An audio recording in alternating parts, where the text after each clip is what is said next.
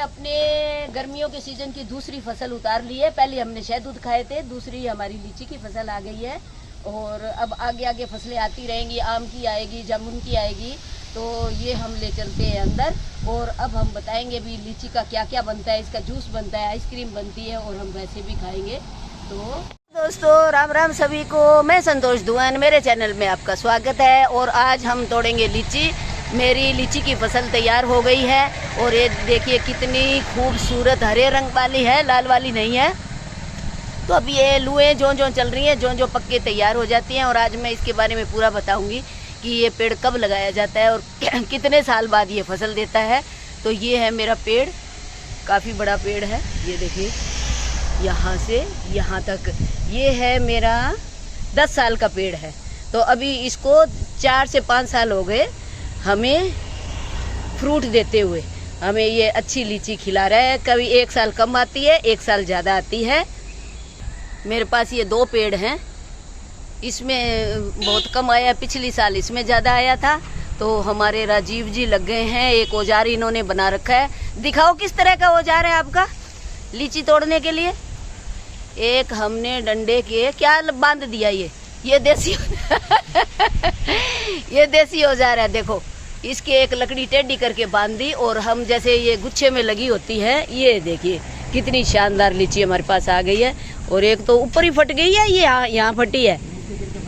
अच्छा ये देखिए बहुत ही सुंदर और मीठी और जूसी, तो कहना ही क्या है। ये देखिए आज मैं इसकी आइसक्रीम भी बनाऊंगी, इसीलिए तुड़वा रही हूँ। आहा बहुत ही मीठी। तो ऐसे तोड़ लेते हैं इसको फंसा के, ये बिना कोई नुकसान के।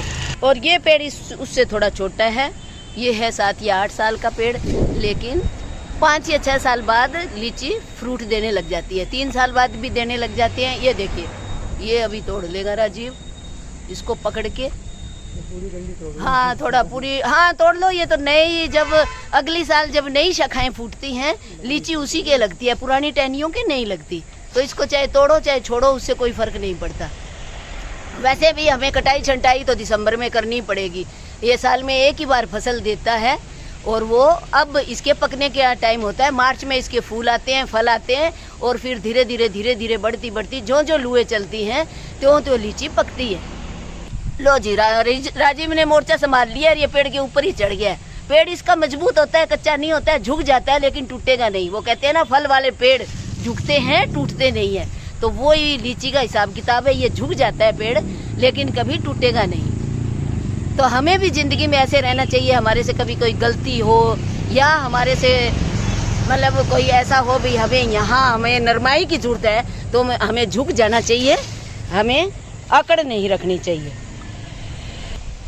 तो अभी मैं बताती हूँ कि इस पेड़ को कब लगाया जाए, कौन सी खाद दी जाए, कैसे इसको बड़ा किया जाए।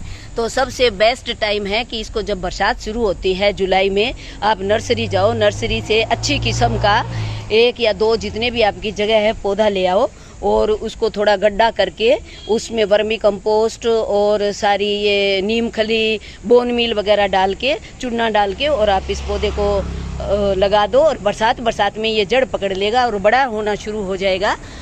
धीरे धीरे बढ़ता ये 2 या 3 साल में इतना बड़ा पेड़ हो जाता है।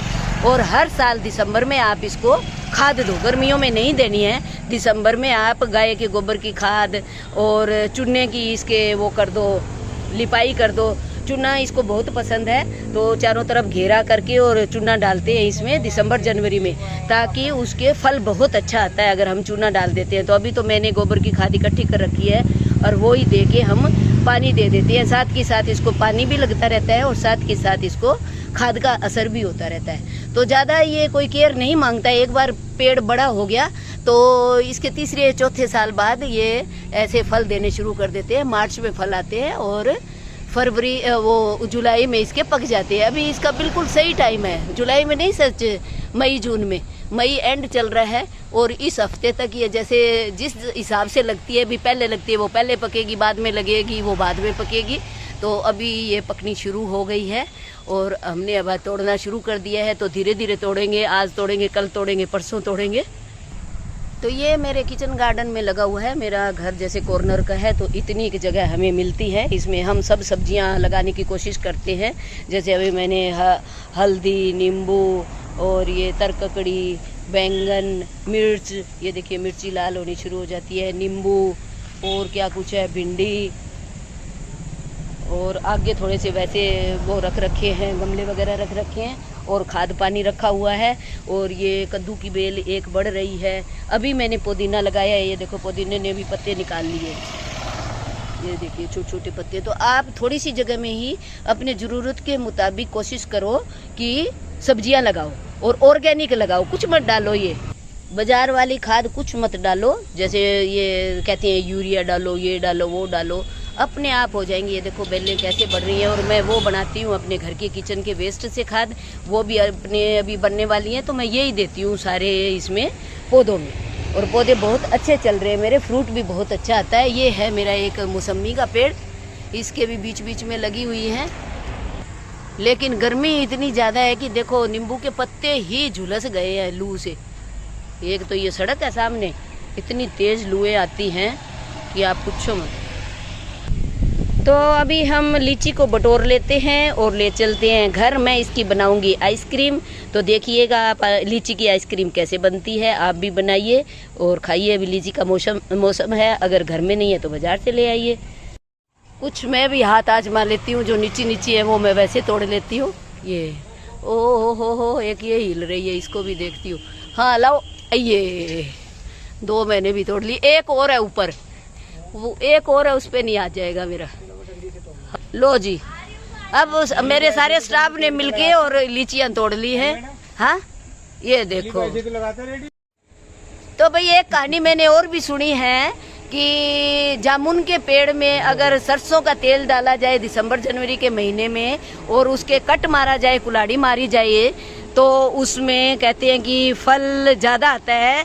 तो आप लोग बताना भी क्या ये बात सच है। हमारे अनिल के दादाजी ने ये बात बताई है। क्यों अनिल, बता भाई। जी मैम, ये बात सच है। ये बात सच है। अब इसके दादाजी तो चले गए, अब हम इनसे अनुभव कैसे ले? हम नहीं तो हम फोन करके पूछ लेते भाई क्या ये बात सच है या झूठ। तो फल कैसा आया फिर उस पेड़ के? बहुत आया। तो ये बात सच है कि अगर इसमें कम होगा ना, हाँ, तो हम फिर वही कुल्हाड़ी मार के तेल डालेंगे। अच्छा, कुल्हाड़ी मार दो, ऐसे कट मार दो। तो कहते हैं भी कोई पेड़ को श्राप होता है, वो श्राप उससे खत्म हो जाता है, फिर ऐसा सुना है।